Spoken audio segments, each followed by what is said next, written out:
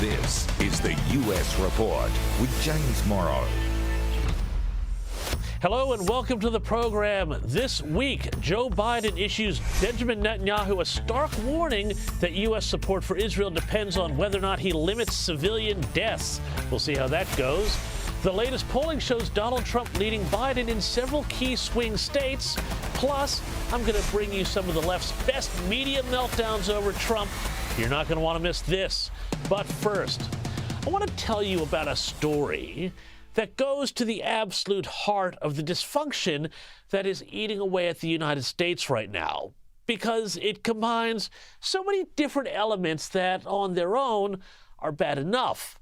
But when you mix them together, show just how important it is that Joe Biden is evicted from the White House in November, and that America's once great cities just maybe start electing Republicans instead of the soft on crime, soft on borders, soft on everyone, but the hard-working and overburdened citizens who pay the taxes that keep these urban hellscapes going.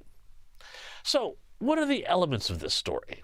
Well, illegal immigration is at the heart of it, but also a system that enables and even encourages lawbreakers. Then there is illegal gunplay, which again is too much of a problem in America's big cities. And to this, let me add a third little wrinkle: squatting, or to put it another way, house stealing. This is the process by which people are increasingly across the United States finding the homes they own and pay for essentially stolen by people who move in when they're not home, claim tenancy, and because of progressive laws against evictions, are almost impossible to legally remove. So you stir all of this up with some good old-fashioned, self-hating, progressive compassion, and I think you can see where this is going. Anyway, let's journey to Norwood, the Norwood section of the Bronx, New York, shall we? This house here, cops say, was illegally occupied by 8 illegal migrants, most, if not all of them, understood to have been recent-ish arrivals from Venezuela. The group of migrants was said to be squatting at the house with a cache of guns and drugs found in the home's basement, where a child was also living. Now, video showed 8 people being escorted by police in handcuffs on Hull Avenue, in the Hull Avenue neighborhood of Norwood during the last week of March. And when that happened after police finally acted on neighbor complaints, they also encountered a man armed with a gun and another man with a gun under his armpit, according to one investigating officer who said the second man was reaching for that gun when they grabbed him. Meanwhile, what cops found along with the guns and illegals was nothing but squalor. This local described what they had all had to put up with until the cops finally acted. There were a lot of people, a lot of young people, a lot of motorcycles. At one point, there were 7, 8 motorcycles parked in the back. Of course, none of them should have been there in the first place. According to the New York Post, 4 of the migrant squatters busted at the Bronx home on gun and drugs charges had skipped out on processing appointments with Immigration and Customs Enforcement after being released to the U.S., that agency revealed on Wednesday. And at least 3 of the 8 Venezuelan migrants arrested by the NYPD in the March 27th raid had past run-ins with law enforcement. Yossi Pino Castillo, Yohairo Martinez, Javier El Borno, and Yerbin Lozado Munoz were all detained by the U.S. Border Patrol in Texas between September 22 and May 23, but were cut free because of overcrowding at processing centers. Yeah, go on, guys, have fun. Others had also been ordered to be deported, but they were also eventually released on the promise of showing up for later hearings. So, this is where it gets really enraging. After that first arrest, 6 of the 8 were released without bail. So the cops had to go back and arrest them again. Cameras were on the scene when that happened. Again. This is just maddening. Stop arresting them. Stop letting them go. The solution to all of this is simple. Kick them out. This really isn't that hard. But I guess it also wouldn't be compassionate. Now, there are a lot of people responsible for this debacle, which is playing out in cities across America right now. Joe Biden, progressive judges, people like New York Mayor Eric Adams, who put out the welcome mat for this chaos. But here's the thing. Most of those people can be punished by being removed at the ballot box. That's how democracy works. And new legislators, the ones who come in, hopefully, and leaders can make laws that judges have to follow to keep illegals out and communities safe. But you know, in an era when there is so much talk about threats to democracy, oh, Trump, he's so scary, whatever. The real threat, the existential threat to democracy, comes not from Trump on the one hand, or even all the shenanigans of the Democrats on the other, but from voters themselves. If voters don't use their democratic right to punish bad behavior, bad legislators, and stand up for themselves, democracy itself will become meaningless.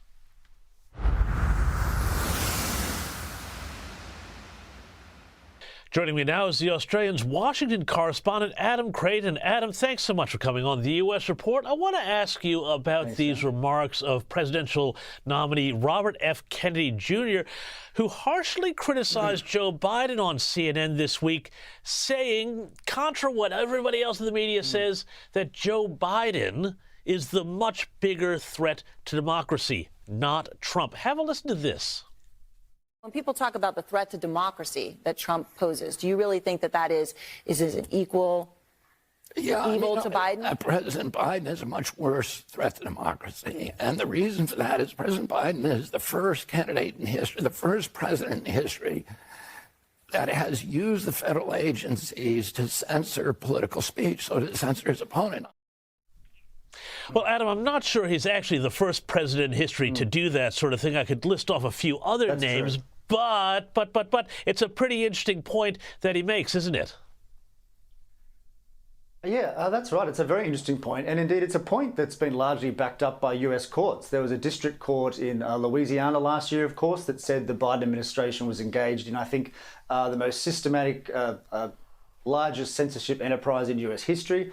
A federal court then agreed with that. And of course, now this case is with the Supreme Court. We don't know the conclusion yet, but certainly there's a very strong argument that there was a lot of censorship going on and it was at the behest of the Biden administration. And of course, that is trashing the First Amendment, which is the most important part of the US Constitution. So, so I think he has a good argument. The fact is just large swathes of the US political class are just so obsessed with January the 6th. But, I mean, it's not just January 6th, too. We've seen that with other things, COVID and a whole bunch of other things that have occurred during the Biden administration. Does this argument, though, land with voters? Do they feel like, this is bad that the government is trying to tell us what we can and can't say? And does that create kind of some of the dissonance that we then wind up seeing in the political discourse? Well, sadly, I don't think that there's enough concern in the US about it. And I think you can probably say the same in Australia, too, with all the censorship that went on. But I think it is a political issue for people on the conservative side of politics. There is a lot of anger there. That anger, I don't think, is sufficiently reflected in the mainstream media in the US. They tend to focus on Donald Trump and his supposed threat to democracy. But yes, look, it is a big issue. And I think this is why RFK pulls, broadly from both sides of politics. Yeah, no, it's absolutely fascinating. Now, I want to move on to foreign policy here, which has been a big week for foreign policy. A lot of focus on Israel this week, but something that you wrote about that I think hasn't gotten enough attention was a phone call between Joe Biden and Chinese leader Xi Jinping. Tell us about this conversation, and what do we know about what was said? What can we intuit from the readouts that come from this? Yes, well, this was a phone call that was first instigated 5 months ago in November when the two leaders met in person in California. And one of the agreements, there weren't many agreements to actually come out of that meeting, but one of them was to talk on the phone more. And so 5 months later, we had this phone call. It was almost 2 hours long, so that's a pretty long phone call. I mean, of course, translators are involved. Yeah. But look, not much really came out of it, except the US side, as usual, warns China to stop being so belligerent in the South China Sea. to lay off the Philippines, to leave Taiwan alone, the same themes that we hear over and over again.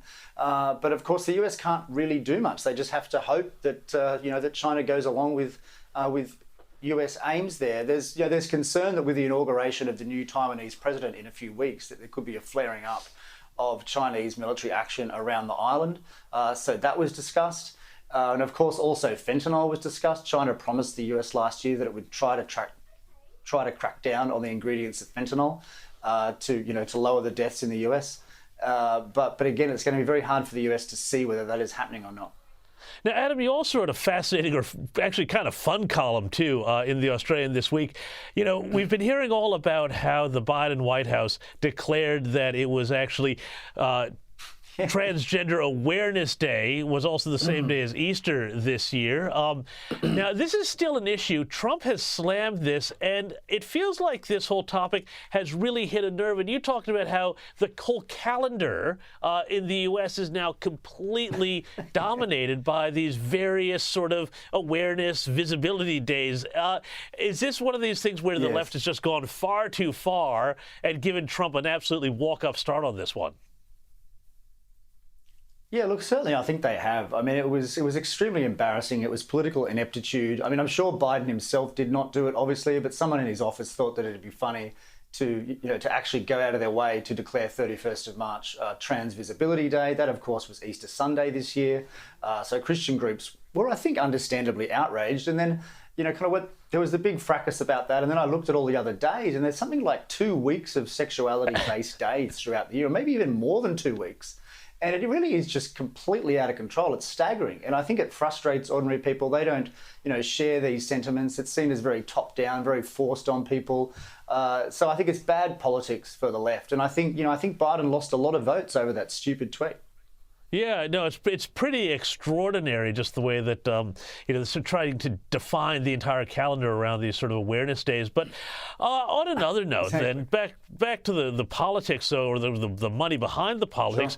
Sure. An interesting story this week: the Trump campaign has had a smashing month, raising more than $60 million in March. This goes to a concern that I've brought up a few times on this program, that the Republican money taps were not flowing particularly fast before this. This is a big haul. Does this have to do with Nikki Haley getting out of the race, Adam?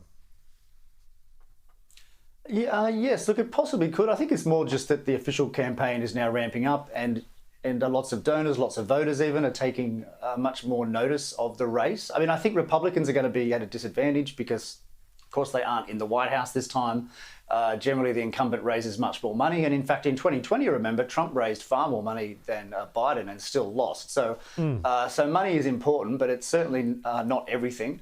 And apparently on the Republican side, there was a bit of reluctance from some donors to give because they worry that the funds could be used for Trump's various legal cases. I don't know if that's true or not, but that's what some reports are saying. But look, I mean, because the election is covered so much by the media, to some extent, Trump he just doesn't need as much funding as Biden does, I think, because he just gets so much earned media, as they say. Yeah, exactly. I mean, just finally, then, you just mentioned the trials, though. Just quickly, what is the latest with the hush money trial? We've learned in the last day or two that the judge has rejected an attempt to delay the trial with a presidential immunity defense. This seems really, really political to me. Is this thing going to start on April 15th, and how is that going to wind up affecting the campaign? Yes, well, almost certainly it's going to start on the 15th of April. The judge has rejected a request there from Trump's team to delay the case further. And of course, remember, it has already been delayed a couple of times. So it is going to start. Look, this, I think most people agree, is the silliest of all the 4 indictments against Mr. Trump.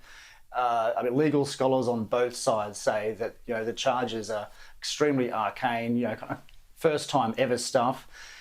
Politically, I think this is the most helpful trial for Trump because it is just so silly, and because it's very hard to explain to a normal person what he actually did wrong, because it's such creative use of the law. But, I mean, things have been going Trump's way on the legal front. This is the only trial of the 4 that I think will take place before the November election. And 4 months ago, very few people would have said that. So Trump's been very lucky on the trial front. But yes, he is going to have to sit in court for numerous days in April and May. Well, that will be interesting to see. Thank you so much for your time, Adam Creighton. Well, I'm pleased to be joined now by former White House Chief of Staff and Senior Advisor at Bondi Partners, Mick Mulvaney. Mick, thanks as always for coming on the U.S. Report. I wanted to ask you about this really interesting story I saw where there are now calls among Democrats for Supreme Court Justice Sonia Sotomayor to retire before the next election. Just have a listen to this. We should learn a lesson, you know, and it's not like there's any mystery here about what the lesson should be. The old saying, you know, graveyards are full of indispensable people, ourselves in this body included. Mick, does this suggest that Democrats are getting nervous that just maybe Joe Biden might not be around to appoint more justices next year? Yeah, James, this is a typical conversation that administrations have as they go towards an election, either at the end of a second term, as Barack Obama did, or in the end of a first term when they're not really sure they're going to win a second term. So keep in mind, under our system, the President of the United States nominates Supreme Court justices and they serve for life, so that all of those judges have the right to stay there until they die. Every now and then, when you get to this part of the cycle, the team that's winning or in office right now and worried they might lose looks their hands over at the older members of the Supreme Court and says, look, maybe good time for you to step out of the way and let a younger person take over for the next 30 or 40 years. So I do think it speaks more than a little weakness and a lack of confidence of some of my Democrat friends.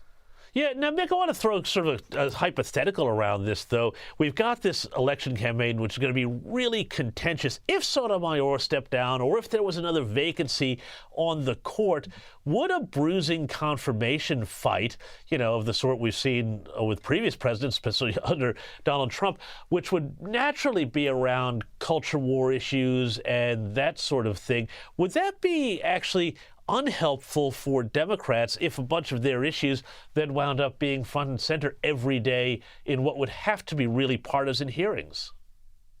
Yeah, that's a really good question, James. And I think the answer depends on who they would anticipate nominating. Keep in mind, if they were to make this move now before the general election, they almost would have to guarantee a centrist sort of nominee.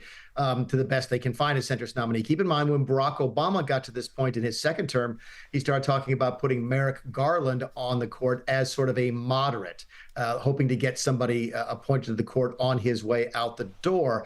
It would be really hard for Joe Biden to nominate an ultra-progressive liberal at this point in the cycle. If he did that, that would really hurt him politically. Yeah, it'd be fascinating to watch that all play out. But meanwhile, just going back to the general broader campaign, a lot of polling this week is giving us a good indication of where U.S. voter sentiment is. According to a new survey, Donald Trump leads Biden in all but one of the crucial battleground states that will likely decide the 2024 rematch. Now, I'm always a little skeptical of polls because they all have to, you know, it all happens on the day. What's your read on this? Is this solidifying for Trump, or are there dangers out there that maybe we're not seeing by looking at just those headline numbers and not diving into the crosstabs or the internal polls that each party is getting? Yeah, James, it could be a little bit of both. It could be a solidification, but there could also be things out there. What do these polls show us that has value? They have value in that they are the swing state polls. And you and I have talked about many times on this show, those are the ones to look at when it comes to American presidential election. National polls are generally worthless because we do not have a nationwide election. We do it state by state.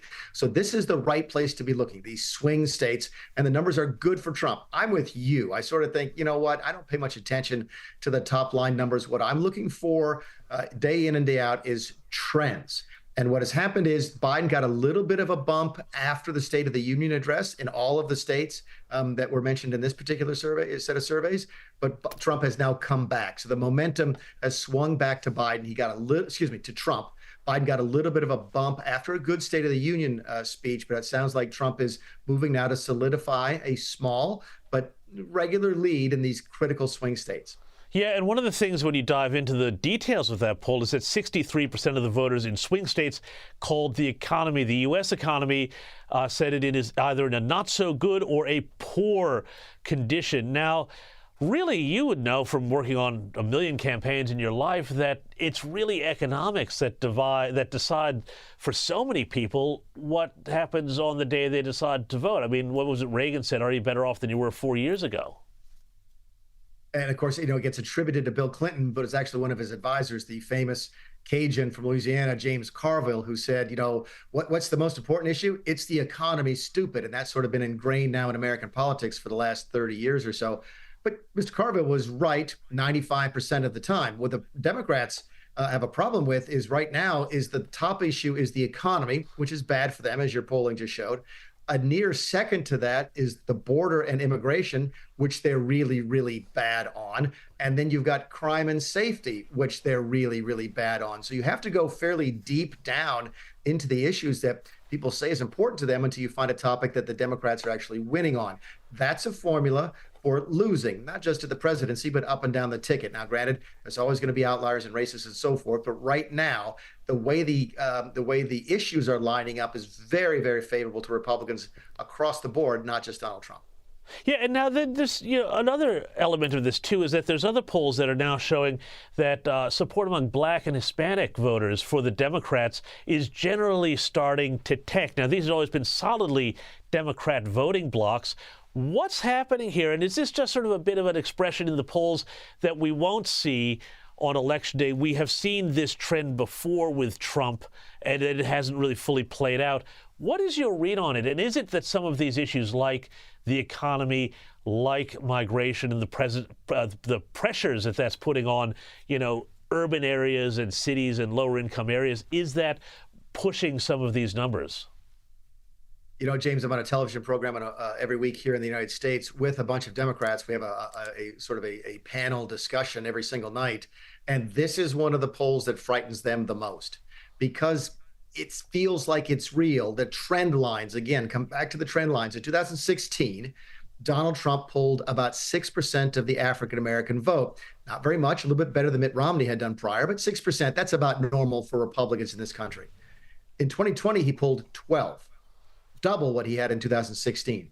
Right now, he's polling at 22 to 25% amongst African Americans. That's a huge swing. But again, it's the trend that we look at, and it looks like he's trending positively with African American voters. They are critical voters, James, because ordinarily when voters get upset with their party, they just don't vote. They very rarely vote for the other party. You don't actually get them to swing from one party to the other.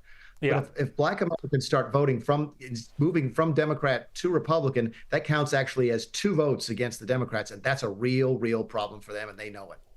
Finally, I wanted to get your thoughts on one other poll I saw this week. It's a very concerning one to me that revealed amongst what they call the politically obsessed elite, 69% would condone cheating if it meant that their candidate won. Now, this group is mainly well-educated urbanites who believe Joe Biden is doing a great job. Is this an indication that there's something kind of wrong and askew with our political class in the U.S.? This poll just came out fairly recently, and it's driving a lot of debate right now in this country as to who the real threat to democracy is. And it sounds like it's the urban elites. It's not Trump. It's not the Republicans, maybe not even Biden or the Democrats. It's this particular group of people, because that number is stunning. I'd be curious to see what it is across the board in this country. But that's the elites being the elites, which is essentially, we know better than you. So if you want to take us one way, maybe we'll allow that a couple of times, but we're not going to allow that permanently. We've seen this at a global level, most specifically in Europe. This is what elites do. It's do as I say, not as I do. And if you don't do as I say, then I'm still going to make you do that anyway. So that doesn't surprise me. It is discouraging to me, but I do not think the broader country is anywhere near that.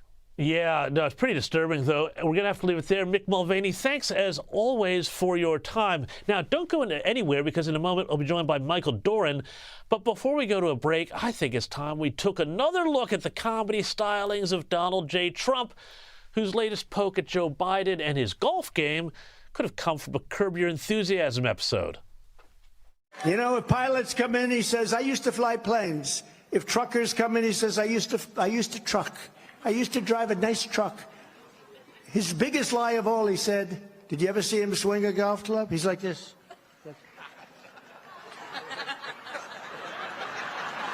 He said he was a 6 handicap. He's not a 6 handicap.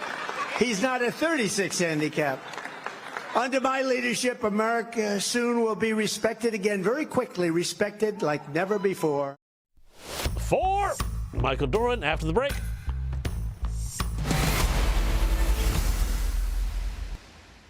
Welcome back to the program. In a moment, I'll be joined by Mike Doran, who's going to tell us whether Joe Biden is quietly pushing to get the world to recognize a Palestinian state. Yeah, great idea that. But first, there was another media meltdown over Donald Trump this week, calling him a threat to democracy or something when he shared vision of a pickup truck that had a picture of a hog-tied Joe Biden in the back. Have a look at this. Former President Donald Trump igniting a wave of new criticism after sharing a new post to his followers on Truth Social. The video shows an image of President Joe Biden hogtied on the back of a pickup truck. And now both presidential campaigns are sounding off about the controversy. Oh, the humanity! Now, this naturally set off the usual hysteria in the media, and MSNBC was so upset by the vision that they decided it was too shocking for you to see, dear viewer.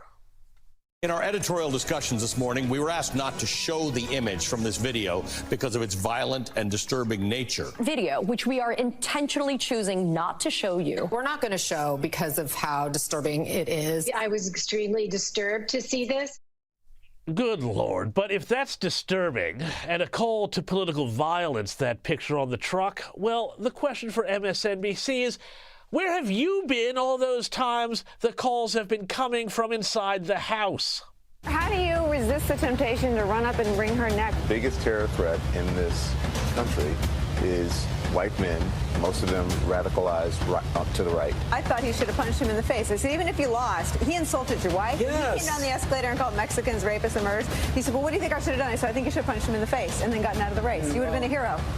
I'd like to punch him in the face. I said if we were in high school, I'd take him behind the gym and beat the hell out of him. Punch some people in the face! When was the last time an actor assassinated a president? They're still going to have to go out and put a bullet in Donald Trump, and that's a fact. Look as his character is stabbed to death. But of course, you see, that's not political violence they're calling for. No, that's just strengthening democracy. Hypocrites. All right, let's now talk to our resident foreign policy expert, senior fellow and director of the Center for Peace and Security in the Middle East at the Hudson Institute, Michael Doran. Michael, huge week in foreign policy this week here. Now, Biden had a phone call with Benjamin Netanyahu, his first one since those 7 aid workers were killed in an Israeli airstrike on Monday.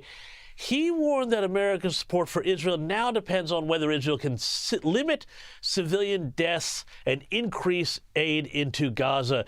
Is Joe Biden subtly cutting Israel loose here? James, hi. Thanks for having me. Yes, I think that the Biden administration is now really trying to bring the war to an end in Gaza. It really wants the Israelis to enter into a ceasefire, and it would like to then extend that ceasefire to November.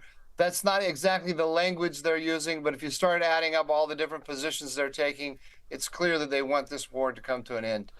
Yeah, and this is coming out as they're talking about the potential invasion of Rafah into consideration. It's still unclear, though, whether the talks are going to push Israel into delaying or canceling the planned assault there. But clearly, it would seem to me that if they do have this ceasefire, well, they're only going to allow Hamas basically to win and regroup, won't they?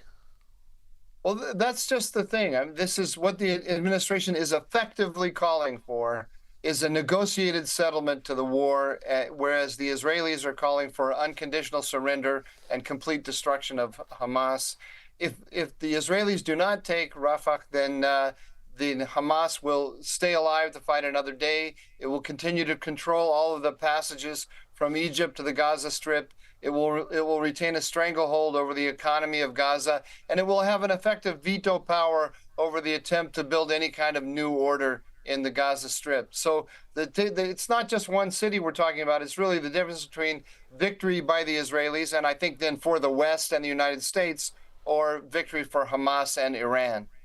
But does the West even have that will to win anymore at this point? Because it seems like what Israel's choice now is either defeat Hamas and achieve a true victory and have no support left in many Western capitals, or wind up doing what they say and then, dying a death by 1,000 cuts and terrorist attacks over the months, years, and decades to come.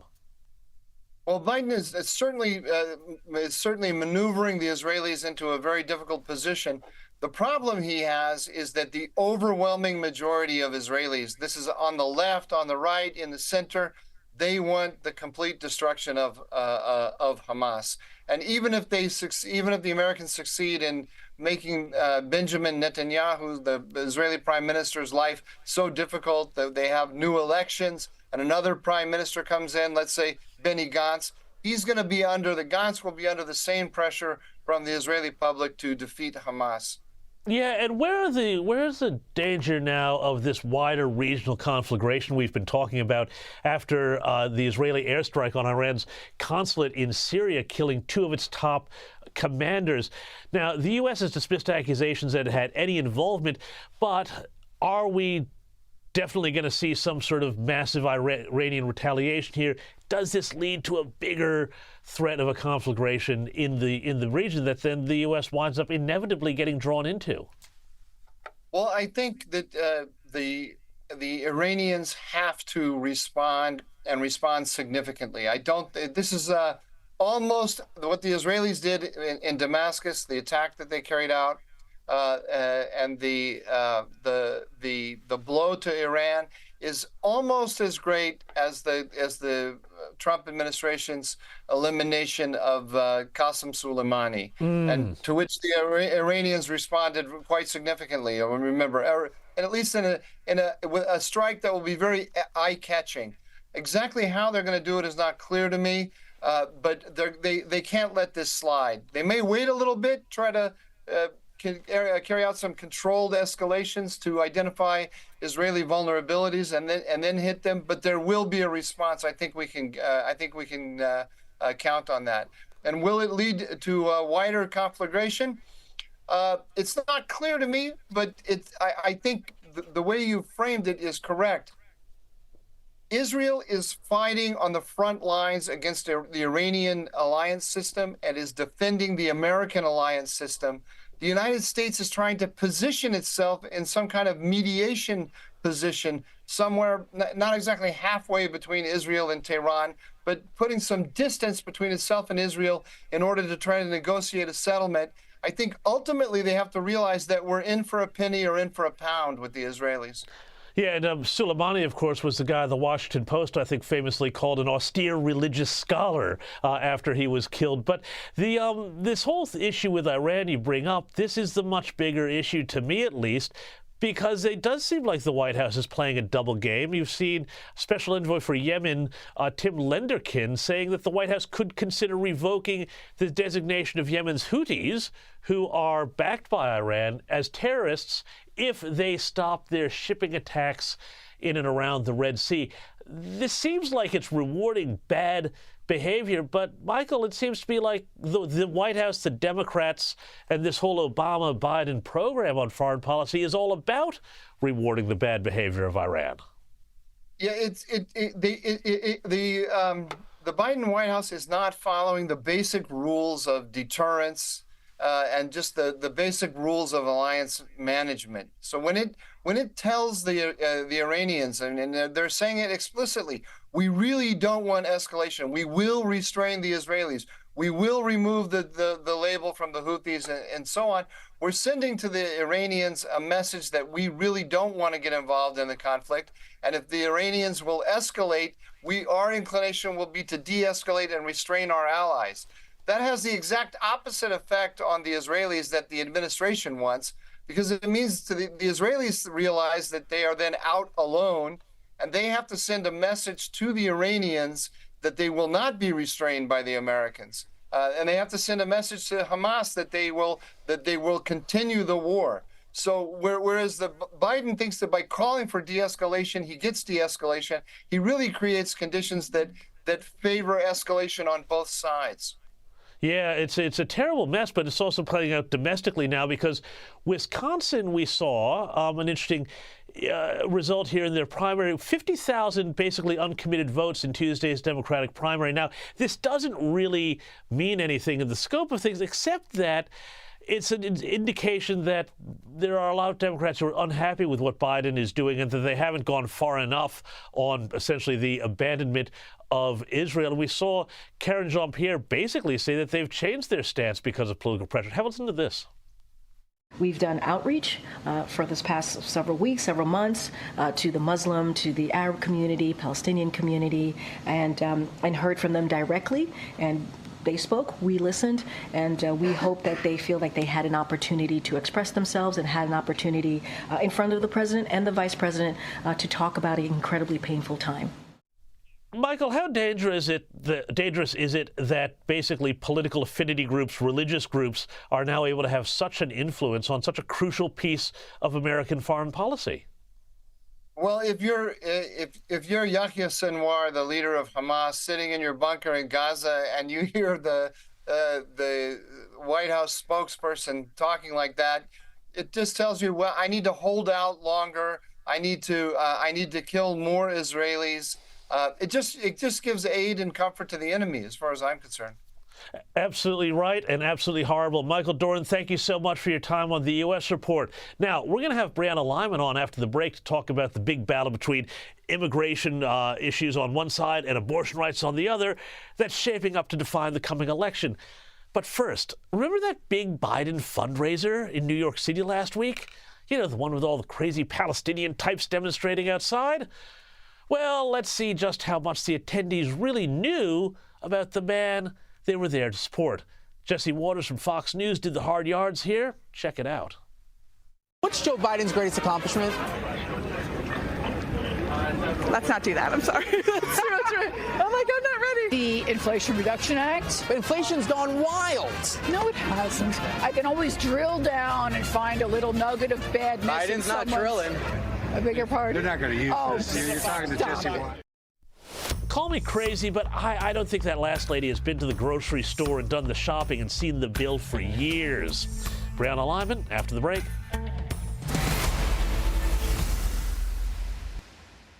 Welcome back to the program. Joining me now is elections correspondent at The Federalist, Brianna Lyman. Brianna, thanks so much for coming on the U.S. Report. I want to ask you about a really disturbing story which speaks to a much bigger problem. There was a weird case where an illegal Chinese migrant was arrested after driving onto a military base in California, and then he refused to leave. Now, Karine Jean-Pierre at the White House didn't give any explanation or words of confidence to the U.S. people who might be wondering just what's going on here. Have a listen to this. A Chinese national was arrested for trespassing on a California naval base. Does this speak to larger concerns that the White House has about possible Chinese spying, national security, and what are you doing about that? I just don't want to get too far into it. Now, I think an awful lot of people would be concerned about this, because the number of Chinese nationals that have crossed into the U.S. illegally since October last year has hit over 22,000. Now, Brianna, walk us through this. What is happening here? Your guess is as good as mine. You know, the Biden administration has obviously been overwhelmed by the border crisis. And when we talk about Chinese migrants in particular, what was really concerning is last year, they actually watered down the vetting process. So Jenny Tarr at the Daily Caller News Foundation last year, she explained that it used to be a 40-question process. So Chinese migrants would be asked a host of questions. It would take hours, right? But because of the backlog that is experienced right now at the border for not just Chinese migrants, but all migrants, they watered it down to 5 questions, right? And the problem that Border Patrol agents ended up saying is that a lot of these migrants were being essentially tutored beforehand on what to say, what not to say, and then they're led into the country and they're allowed to go. They just have to obviously appear in court, and they don't have to appear in court too soon because of this backlog. So we see migrants apparently show up at these California military bases. And what's more concerning is how in the world is our military base so unsafe that a Chinese illegal immigrant ends up on one? It's absolutely bizarre to me, as well as the fact that so many Chinese are flying to South America to make this trip when they could just fly in by plane. There's something very strange here, and we need to keep a close eye on it. Now, I want to ask you about this issue. You know, on the right, immigration is the huge issue right now, the borders, the insecurity of the borders. On the left, though, the big issue is abortion, and it seems like Democrats are galvanizing around this, trying to make it front and center, their hot-button issue for this election. Tell us about what their strategy is here. Is the idea to activate that suburban female vote to try and counter everybody who's going to be coming out because they're really, really furious and upset about the election, about the border? Sorry. Yeah. Abortion's interesting because, like you mentioned, Republicans care about things like crime, immigration, economy, right? Those are the top priorities. Democrats want to make this election about abortion because they know that that's a winning issue for them. That being said, you know, Politico had done an analysis a few weeks ago, and they looked at 5 different races where abortion was a ballot referendum. And what they found was that, yes, voters decisively kept abortion in their respective states. But that turnout wasn't because Democrats mobilized. The turnout was because Republicans actually mobilized. So you saw a bunch of Republicans go out, they voted to keep abortion, but then they voted down ballot for Republicans. And so it turns out that abortion is not the winning issue to galvanize Democrats to the polls. And so if we look at what happened in Florida this week, there's going to be an abortion referendum in November. And Democrats are saying, oh, we might be able to flip Florida. That is a fever dream, right? Because abortion voters in Florida will have the opportunity to have their voices heard on abortion. But when they're choosing a candidate, they are going to be able to rank things like crime, immigration, economy for their choice. Yeah, and so tell me then, though, what does this tell you then about, you know, when the two issues of migrants and everything that goes along with that, you know, crime and everything else, in the suburbs, these key suburbs, does that then will those issues wind up trumping, so to speak, abortion as an issue for those, particularly that female demographic in those key suburban areas that Democrats really see as their own heartland? Yeah, and there's 2 good examples for this. So if you look in Virginia, their recent election performance in November was actually closer to their 2020 performance rather than their 2022. And so that is because a lot of suburban voters don't necessarily see abortion as a top issue. And New York 3, which is where George Santos was, they just had a special election in February. And what's interesting is that, yes, Tom Suozzi is a Democrat. He won that. This is a blue state. Of course, you expect that. But he distanced himself from Joe Biden, right? He didn't want to be tied to Joe Biden's track record on immigration, economy, and crime. And so our voters are more willing to vote for a Republican or Democrat who can focus on the issues and don't take the same messaging strategy that Joe Biden has. So I think on a national stage, Joe Biden's message himself is not going to be an appeal to voters, whereas Democrats at a state level, at a local level, may be able to distance themselves on those positions and win over voters. So then what I'm sort of hearing from you then is that a lot of the issues around this whole sort of idea that, you know, Republicans and Donald Trump are going to take away women's reproductive rights, an awful lot of that, is that just being confected then by the media, which is trying to gee up an issue that they can use to bash Republicans? Is this a media confection, a lot of this? Yeah, and actually, you know, the real person to blame here, or people to blame, is the Republicans. And the reason I say that is, look, Democrats are a lot of things, but one thing I can say is that as a party, not the voters, but as a party, their platform is united. Republicans have not been able to replicate that when it comes to abortion. You have people who say 6 weeks, people who say 15, people who say 12. There is no national cohesive message, and that's damaging to Republicans, because if they're not defining their message, Democrats and the media are, and that's what they've been doing. So that's why they're able to so successfully say Republicans are coming after your rights. They're going to take away birth control, because Republicans have no forceful unity to go out there and tell them their own message on abortion, which is why they have to kind of get together, I think, at least before July, and let Americans know this is our national policy as a party on abortion, and that's how we're going to go moving forward. Brianna Lyman, we're going to have to leave it there. Joe Biden served up a little word salad this week when he did an event with, of all people, Bernie Sanders. Remember him? Have a look. I'm proud. I'm proud of my administration has taken on Big Pharma in the most significant ways ever. And I wouldn't have done without Bernie, and Bernie got it, you know, look. I pity the poor transcriptionist there, but he wasn't done. But the Republicans were able to cut back on the fact that the only thing they couldn't defeat was seniors. By the way, on another note, what season is it? Now, this spring is here.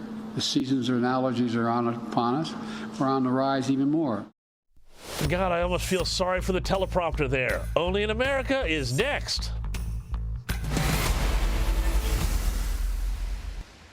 And now it's time for a little segment we like to call Only in America. Well, we've heard a lot about squatters in the U.S., and I talked about that at the start of the program, but this guy has told a story of just how he managed to get squatters out of his house. Pretty clever, if you ask me. ABC's Jacqueline Lee met with Flash Shelton, who calls himself the squatter hunter. Is this a growing problem? I think that it's a growing problem like anything else. When a squatter took over his mother's house, Flash had her lease the home to him, and then he moved in with the squatter until they left. He's now using the same tactic at other homes. I would have had a right as a leaseholder to go in, move in on him, put cameras on, and eventually lock him out, and that I could force him to civilly try to fight to get back into a property that he couldn't prove that he had a legal right to be in. Experts advise always getting an attorney to navigate legal evictions, but warn it can be costly and take several months. Squatters are looking for an opportunity, and if they think a property is not being maintained or visited, they may make attempts to enter that property that they have no rights to enter in. Genius and legal, I hope. That's all the time we have this week. In the meantime, all I can say is if you're watching this in America, keep your windows and doors locked. Bye-bye.